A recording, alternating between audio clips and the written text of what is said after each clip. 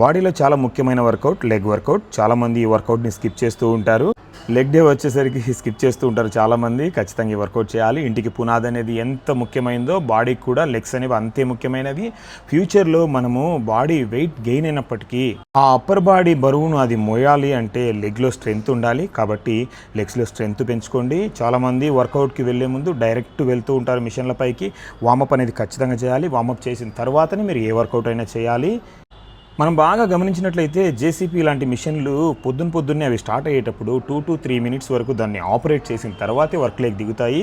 మిషన్ల విషయంలోనే ఒక వామప్ లాంటిది చేసినప్పుడు మన బాడీ గురించి మనం ఎంతో శ్రద్ధ తీసుకోవాలి.